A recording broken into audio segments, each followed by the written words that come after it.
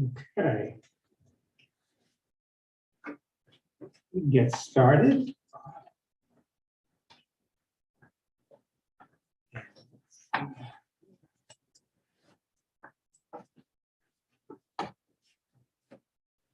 Okay, so yesterday you should have received from me a copy of the solutions to the exams by email, as well as a summary of where you are 1 week before the final.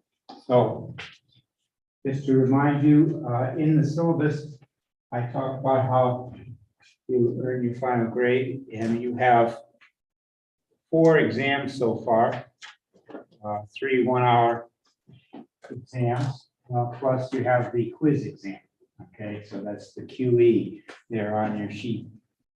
So your quiz exam is a percentage out of a total of 414 possible points. And so you've got 4 exam scores there. I take the best 3. Okay. So I find that's a very encouraging way to keep you thinking as you move into a stressful period of time. So that represents those 3 scores. Best scores are added up, and then I write that as a score out of 200, and that represents 200 of the 300 possible points. The final exam a week from today is the remaining 100. Okay. So some general comments. I was overall quite pleased with the exam performance with most of the students. They showed real competency, and in that A-B range, which I think is pretty good. This material is subtle. It's harder than it seems at times. And you, as I mentioned, you could take this class several times and feel like you're still learning things. You wouldn't be alone in that regard. Okay, so I'm going to take a few minutes just to discuss the solutions on the final, and give you some comments on where I saw people clearly understanding. The first question is built around around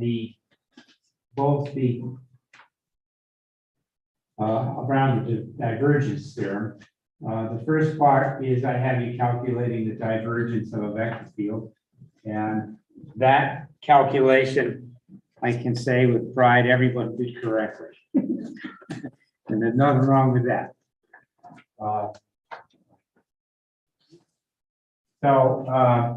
As I say, sometimes a first problem is not hard to do, it builds self-confidence. Yay, I got 1. Nothing wrong with that. And then I had you calculate the flux of that vector field across the boundary of the solid that's described as this upper hemisphere plus this part of the XY plane. So it's this closed solid. And the flux across that boundary, which has 2 pieces to it, is simply given by integrating the divergence over the solid. And so the intent was, I'm going to have to use the divergence theorem. I got 0. And so I know that's correct. That's important to recognize that. And then the last part, I had you calculating the flux across just the hemisphere. Now, since the boundary has 2 parts to it, the total flux, which is 0, is the sum of the 2 fluxes. Okay, so that means it becomes an algebra problem. The flux across S is the negative of the flux across that bottom disk part. Okay, and if you go through the bottom disk part, the normal, in this case, it points away from the surface is -k. When you do that dot product, you're integrating XY over the disk, and you're negating that.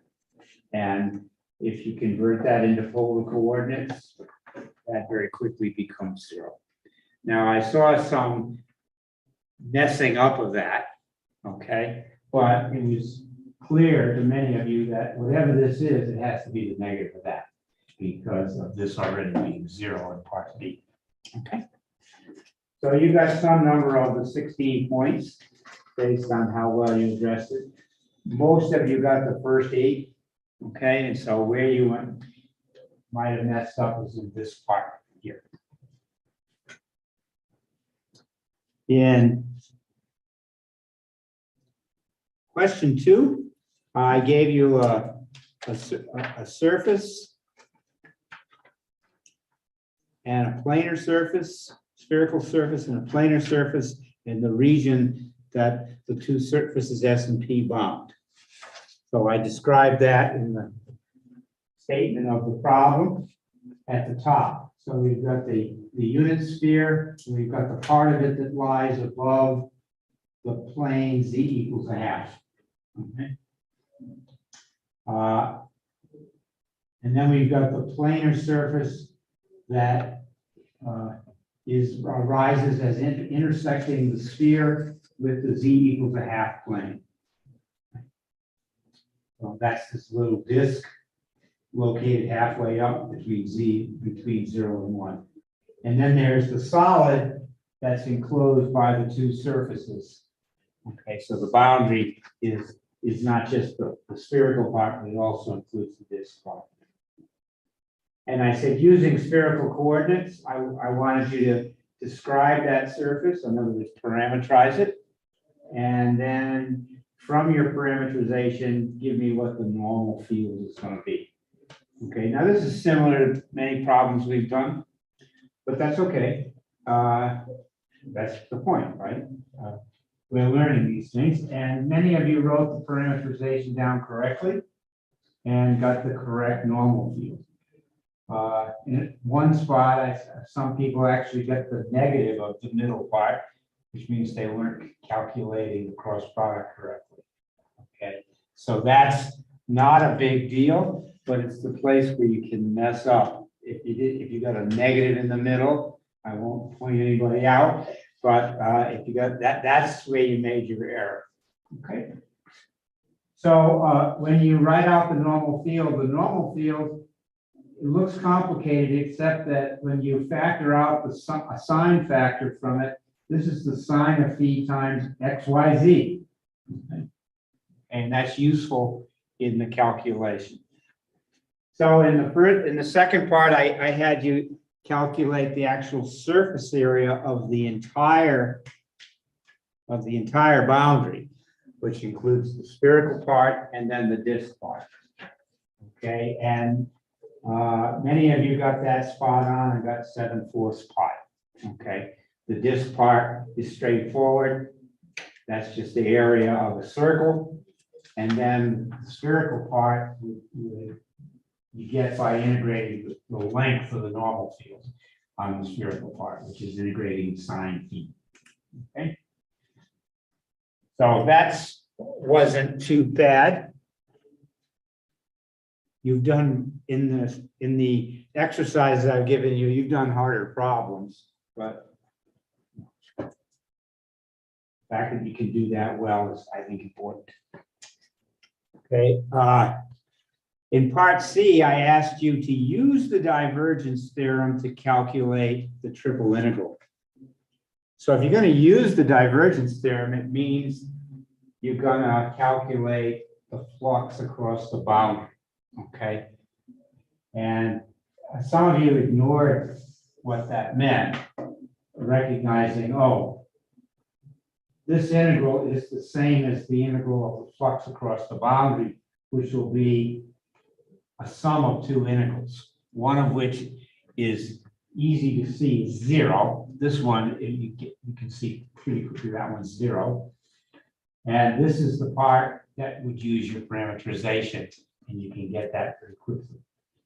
When you calculate the divergence is 1.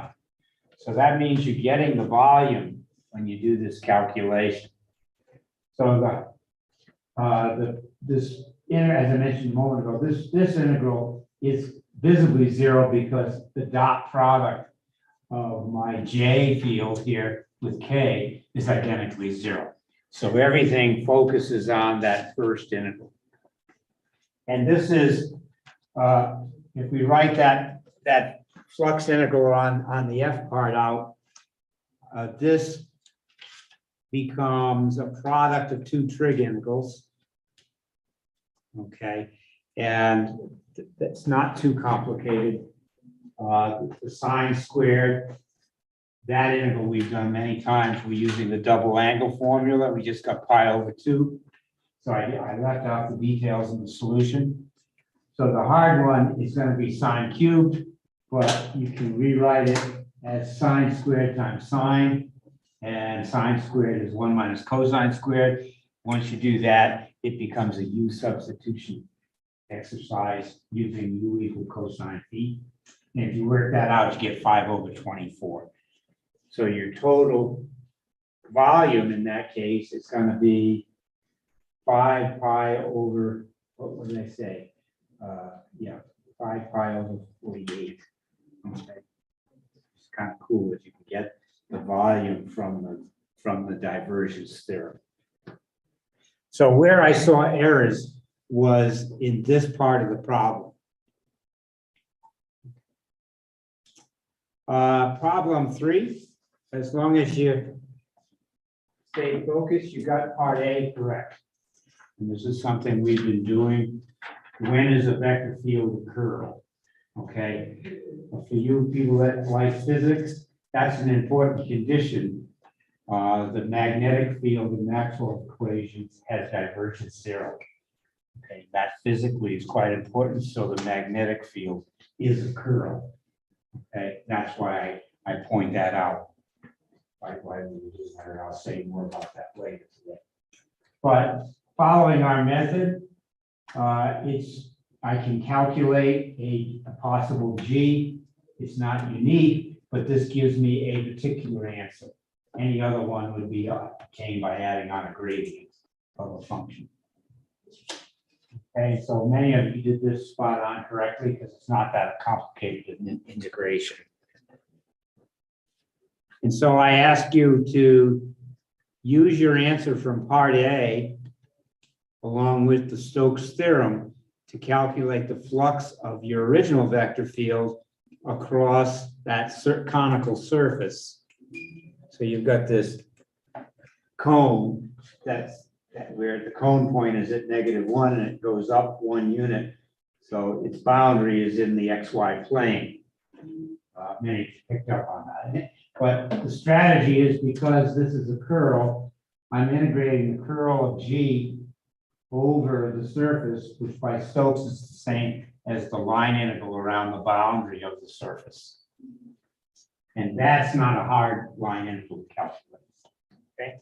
So this is a strategy we've had in several problems where, because we know the vector field is a curl, it gives me an option using Stokes' theorem as to how to calculate. Okay. And I think that makes sense.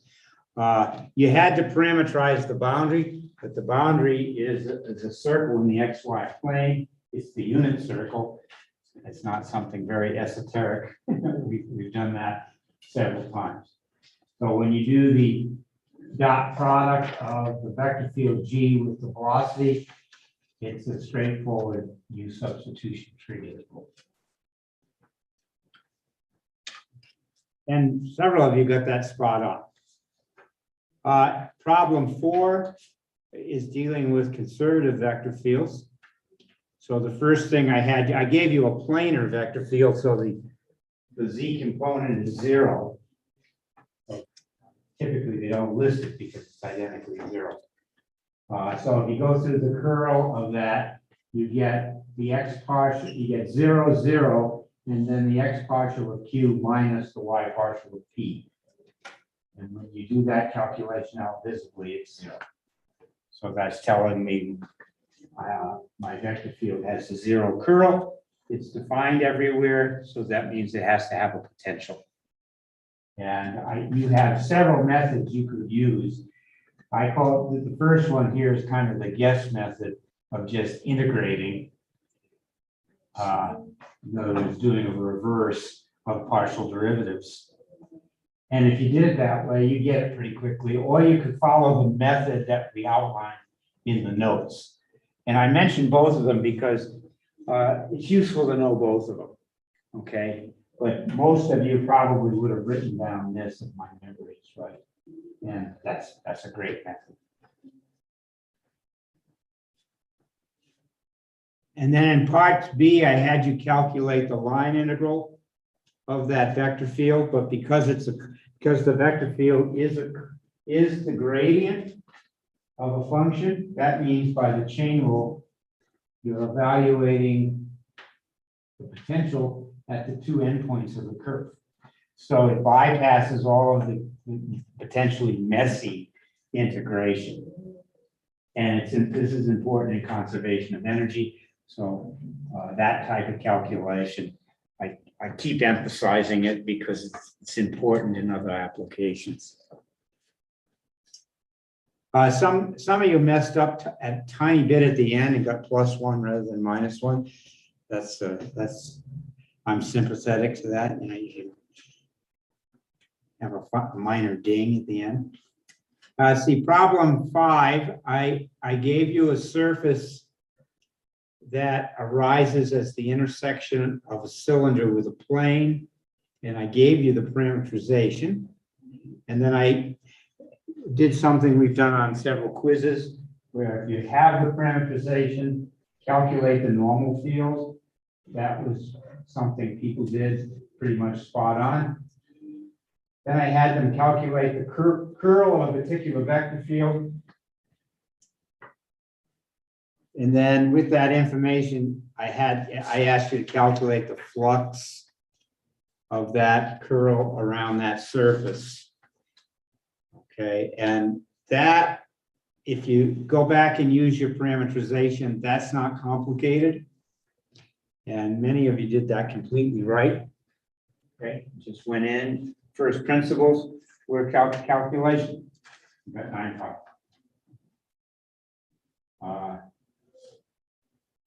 And so I won't say more than that. And then the follow-up was, once you've done that calculation, you know what the line integral is around the boundary, because that's Stokes' theorem. So I've got to ask that question so that you're constantly realizing, oh, Stokes' theorem told me I knew the circulation around the boundary. Okay, so the last question was, I gave you a region in the XY plane. It's that green colored region there. And I asked you to parameterize the boundary. So as you go around it, the surface always stays on your left. Okay, that's an orientation condition. And I said, hint, the boundary is the union of 2 line segments and 2 circular arcs. So you could list them. You could start, say, right here and go from left to right, and then go counterclockwise around the boundary, and then come back left to right, and then go clockwise around the bottom part. Okay? Or if you decided to start here, you go left to right, clockwise, left to right, then counterclockwise. And I didn't tell you how to start it. I just said, okay, think it through. And many of you did that. It won't surprise you that the part that caused some people some difficulties was the clockwise part. I liked your answer for the clockwise part. You decided just to negate the cosine of t and then pair it with the sine. And by the way, that does it. Okay. Alternatively, you could think in these terms. Okay. But you got somewhere from 6 to 8 points, depending on how well you did that. Okay. And then I wanted you to use that information to calculate 4 line integrals. So along each of the pieces, if you calculate the 4 line integrals, 2 of them are 0, and on the circular parts, they are 2 pi and minus pi over 2. Which means that the total circulation is 3/2 pi. So if you were messing this up, you're not getting this number. But then as a follow-up, if you can check your answer in part C, I say show that the flux across D is the area of D. And when you calculate the flux of your vector field that I gave you, you get the K vector. So when you do that flux integral directly, you're just integrating 1 over the disk, which is the area. On the other hand, that must be the line integral around the boundary by Stokes' theorem. So your two answers have to jive, okay? So here,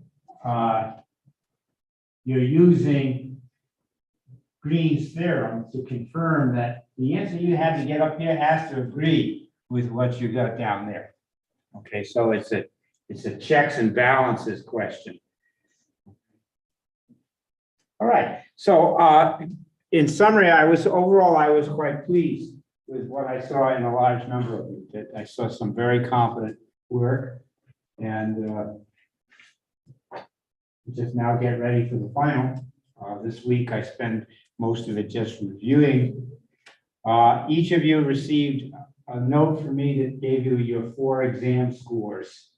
So there's your quiz exam, and again, I take the best 3, and in a couple of cases, you're glad that I'm doing that, okay? But the humor aside, the humor is you still got work to do this week. So that means my confidence in you isn't lost, right? So let's go. All right. So just to make sure, Professor, it is the average of the 3 best out of. Yeah, the 3 best, and so that's gonna total some number up to 300. 2/3 of that writes it as a score out of 200, and the remaining 100 is on the final. Okay? So people can have a bad day, but be learning. And so this allows me to give you input on this, on your progress, and it's encouraging. Okay. Now, I'm gonna just talk a little bit about, I sent around to all of you a worksheet called the Dead Week Review Exercises. And it's just a collection of problems with no particular ordering to them. I might throw yet something at you from the beginning or something in the middle, and I mix them up, okay? And the idea is to take you through your cases. The end of the document has all the solutions, okay? So I worked hard on this and made up a bunch of problems on this. And the problems are different. Some of them look identical to some of the ones you had, but others have some variability. And that's to make you think about things, okay? So the best way to do this is to don't look at the answers. Sit there and try to do them, okay? And if you get frustrated, good. Then you go look at the answer, okay? But you have to try first to have it benefits you to realize, oh, I learned this, but it was January when I learned it, and now it's May, almost. So sometimes we have to go back and rethink. So there's a blend of questions that reflect the entire course. And I'll go over these, okay? So that we're always talking. One problem that I really like at the end is a problem that is something you might have studied in a physics course. It's Archimedes' principle of buoyancy, which is how ships float. And it's an application of Stokes in the divergence theorem. And Archimedes made this empirical observation that wasn't rigorous, but with time and effort, we realized, oh, this is an application of what Stokes was doing. Okay, so when you work through this, you're using vector fields to understand the nature of how buoyant force works. Okay. So if you're in physics, you might find this fun to do and think about in a different way. Okay, so I threw that on just for giggles. Okay, but the main problems are in the previous ones, and there's a total of 16 or 17, 18 problems, 19 problems. I want you to prepare, okay? So I'd say, get going on them today. You can work through. You've got other courses. You're not gonna, and we've got 4 days to discuss this. So you may as well take advantage of that. Okay. All right. In the remaining time today, what I want to do is talk about the Maxwell equations for electromagnetism. I'll pass this around to you if anyone is interested. This is a collection of notes that I created that go beyond this course. But if you were taking a course in electromagnetism, which is a serious course, at some level, it's expected that you would know all of this, except realistically, you never get to it in vector calculus, at least sanely. Okay, you feel like I covered too much too fast. So I call it vector calculus miscellany. It's all the things I wished I had learned. And a lot of it is a history of various physical principles that are formulated using the ideas that we study in this class. So it's really intended for experts. Once you've learned everything in this class, now you're ready to go on to this next level. So if I were running a class beyond this class, this is the kinds of stuff that I would do. But so in here, I talk about Euler's equation for a perfect fluid, the Bernoulli principle on pressure, the conservation of energy and the heat equation, all these engineering type applications. But finally, I talk about Maxwell's equations and what they are. So we're going to scroll ahead to that. This is 29. And the Maxwell equations arose over time. And there are two standard notations for the magnetic field. One is the letter B, and the other is the letter H. And they're both used. They're so common. People that study this, they don't get bothered. It depends on what notational school you're from. I think the H comes from Hertz. From his work that predicted radio that come from these equations. But historically, these equations arose over time. The seminal work on this appeared in a paper in 1861.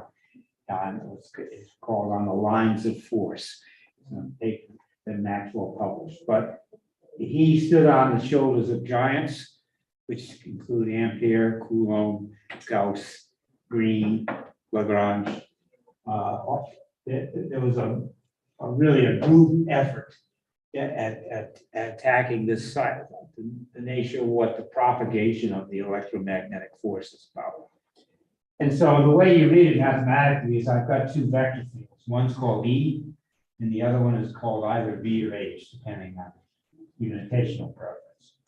And the first two parts of the equations were observed empirically by Gauss. The first one is Gauss's law for electric charge density. And what it states is that the divergence of the electric field is measuring a density of the charge, which is denoted by rho. Now, one shift here is that everything here has a time dependence as well as a position dependence. So in a formal sense in mathematics, the way we would say it, we would say, oh, as a function, the density of the charge is a function on R4, where a point is thought of as a time followed by a position, okay, X, Y, Z. And for every T value, TX value, you get something in R3. And it's measuring the density of the charge. And what Gauss observed is that the divergence of the electric field which is also time dependent, is this charge, okay? The second is the one that Gauss also observed has to do with magnetism. And he said that the magnetism, that the divergence of the magnetic field, so that's a spatial derivative that we've been calculating, the x, y, and z partials of the components of B. You've done these calculations. He says that has to be zero for a magnetic field. Now, why is that important? That means the magnetic field is a curve. And that's part of the solution to the problem, and it's quite a significant one. But this has a deep application, okay? Mathematically, it's saying the divergence of that field is zero. Then there is the third of these is another empirical observation made by Faraday. And it says that the time rate of change of the magnetic field, so since it depends on time, you can take its partial derivative relative to t. Okay, so when I write that subscript, this is the time rate of change of that magnetic field. And it says that that is the negative of the curl of the electric field. Okay, and so that's giving you a basic interaction between the time rate of change of the magnetic field with the curl of your vector field. It says that they cancel each other out. Okay. And then the final is the nature of current. Okay, and current is a measure of charge per unit time. Okay, what we call an ampere. Okay. And it says that the curl of the magnetic field times the square of the speed of light, okay, minus the time rate of change of the electric field is the current, okay, of the electric field in space. And there are constants that show up in the description that reflect the nature of what unit system you want to use. But here I'm writing it down in what's called SI units, probably something you all know.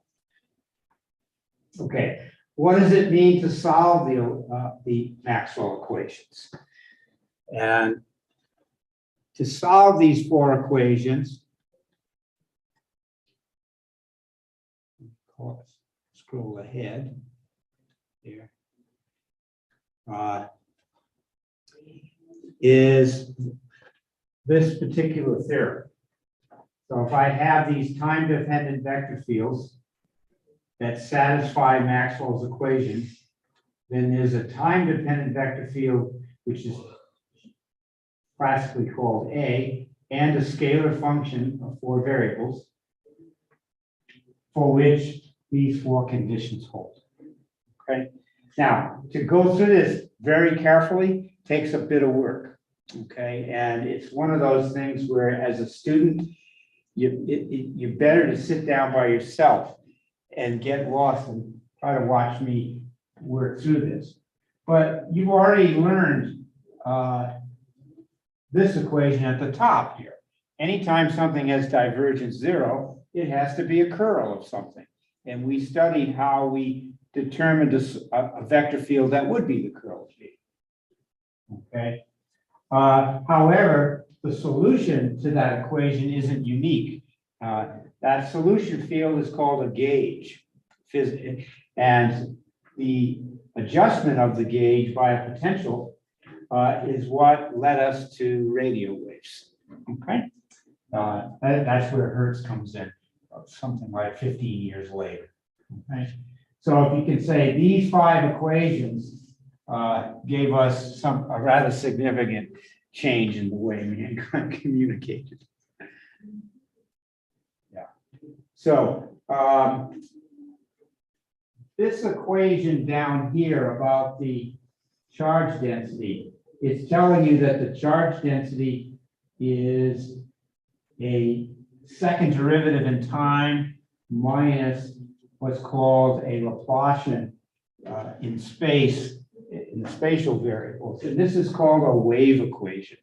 Some of you students, you'll take the engineering 421 class, advanced engineering mathematics, and you study the nature of wave equations. And they are partial differential equations in space and time that describe the vibration of a wave. And so that's what's showing up in Maxwell's equations. This is referred to as an inhomogeneous equation because this is not zero. Okay? So there's methods for solving wave equations that allow us to understand wave function. Okay.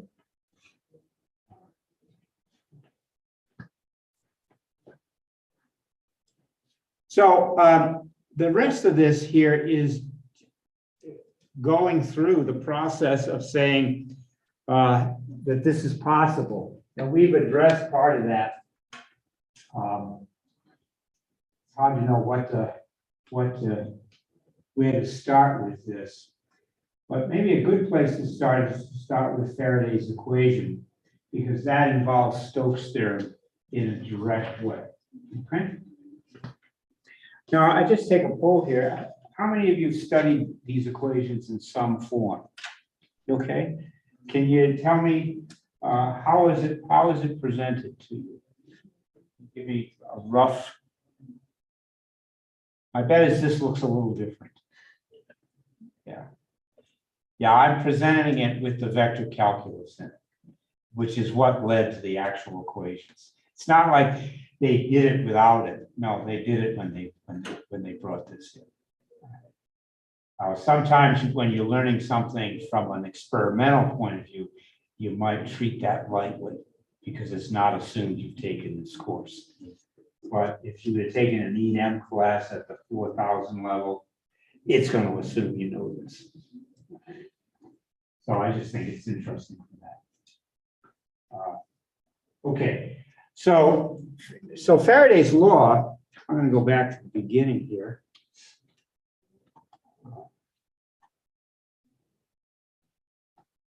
Here it is, page 7. Okay.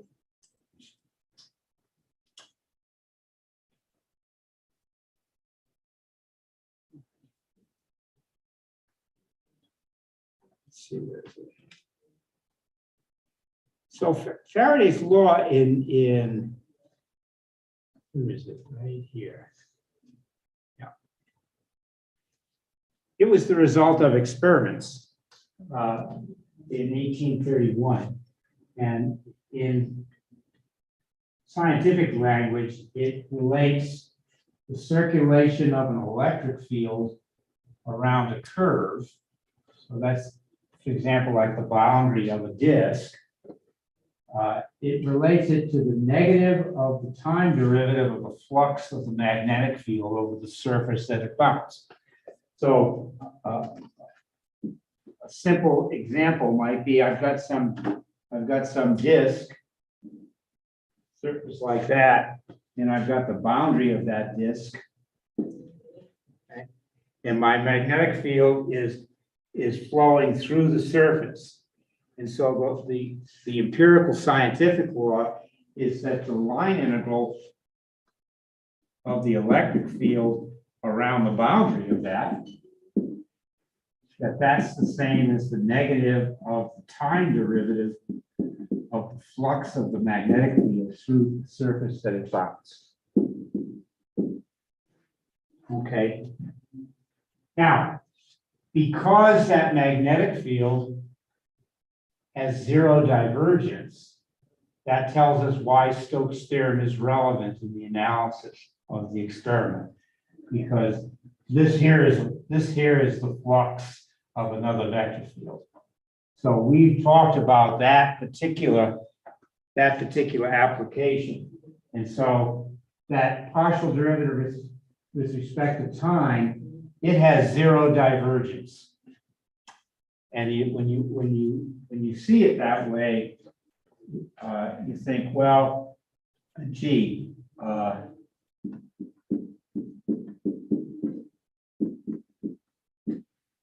why is that not unreasonable? And it has to do with something we studied earlier in the class, that the interaction between differentiating relative to time versus differentiating relative to one of the spatial variables, x, y, z, you can commute that. That's mixed partials being equal. So that fact is in the background of all of this. So whether you take the time derivative before or after doesn't matter in this. Okay, so that tells us that this assumption is not an unreasonable assumption. Okay, because E depends on time, as does H. Okay, and as I pointed out here, I raised the question, when is a vector field the curl of another vector field? So the Stokes theorem tells me that when I integrate the electric field around the boundary of my surface, that's the same as integrating the curl of the electric field over the surface that's bounded by that curve. That we've done that theorem many times, okay? So that's my starting equation. And so if I'm taking the time derivative,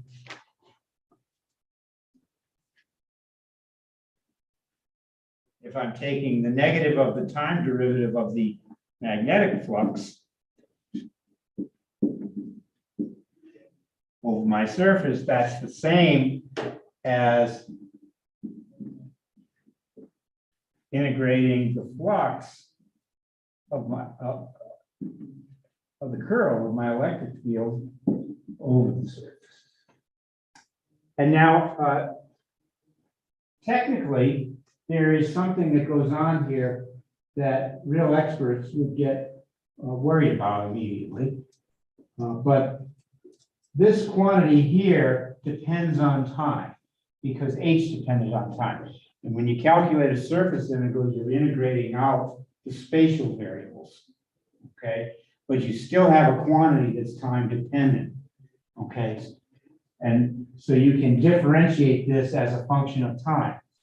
Well, a natural question is, could I have differentiated the magnetic field first and then calculate the flux of that over the surface? And the answer is called differentiating underneath an integral sign, which for physicists they use a lot. Okay, they don't explain why it's true, but that you can do. You could have differentiated this first relative to time and then done the integral. Okay, so this side of the problem here, this side of the problem could have been written in this way. That take the time partial derivative and calculate the flux of that over the surface. And that's physically not an unreasonable thing. Okay. Okay, so when we bring Stokes' theorem into account, it tells us that that the negative of the time derivative of the magnetic field is that circulation, and that's Faraday's law. Okay. Now, Faraday observed this empirically. Oh, in experiment, he was seeing that this was happening. But that rigor in it is quite important in terms of the way we apply it. So being able to mathematically describe it exactly has larger merit. In particular, the mathematics predicted the radial waves. Okay, and so it wasn't immediately seen in experiment, but the mathematics suggested it to Hertz, and that's the work. That's what created a lot of the transformation in the way we communicate. Okay. Let's see, where are we on time today? Okay, we're getting close to being done with that. Yeah, so if anyone is really interested, we can, you're welcome to these notes. What I've done is just try to work it out like I was a student and I wanted to understand it. Okay, and so this is material that appears in very disparate ways. And it gets buried in books. So I try to write it out and saying, what am I doing mathematically? And how am I using these two fundamental theorems? So I can send that around. My friends that are physics people, they like reading through this. So that makes me feel pretty good. And I've given a lot of history in here of that tells why things look the way they look. And typically in the physics books, you don't see this. They won't talk about it that way. But you get a cultural context for things, where it's coming historically, that tends to help.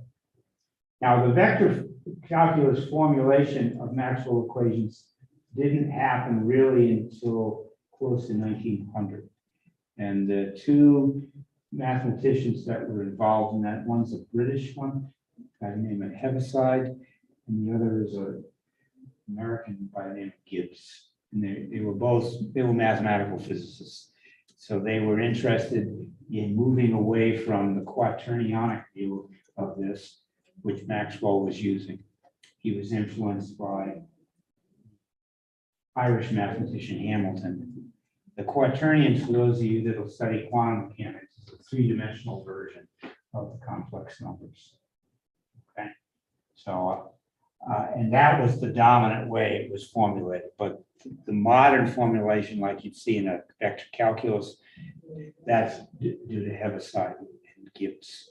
In fact, Maxwell's terminology for divergence, originally he referred to it as convergence, and he referred to curl as rot, for rotation.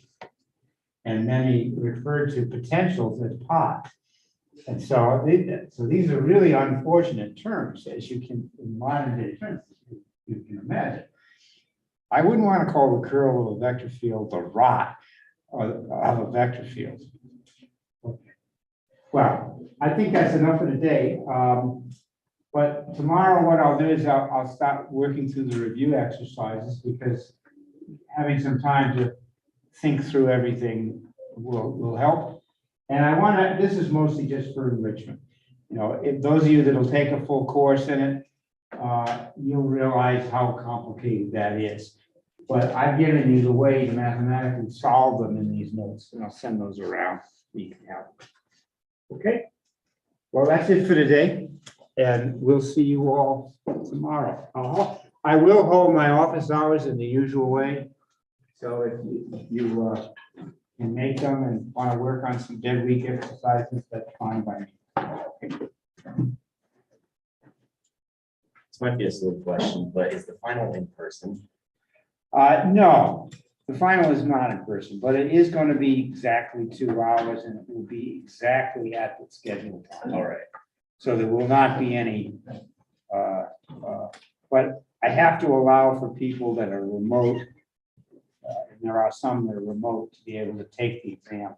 But so I want everyone taking it from 12:30 to 2:30. I was going to say something about that. Makes sense, yeah. So we kind of like the exam. Yeah, you should think of it as this is another exam that's cumulative in nature, but it's similar in style to the way I've asked questions. I'm not going to change my clothing suddenly. I hope not. Multiple choice? No, you don't want that, Mike. Yeah. I can tell you, multiple guests can be really hard, mathematics. All right. So in your study of the Maxwell equations, how is it approached?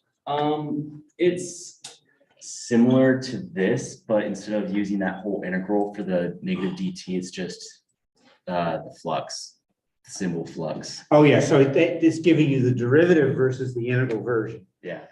Okay, and the relationship between the two versions are the Stokes and Gauss theorem. Yeah, and then we just use a bunch of constants. Yeah, and the constants are coming from physical laws like permeability. Yep. That's got to be in there, speed of light.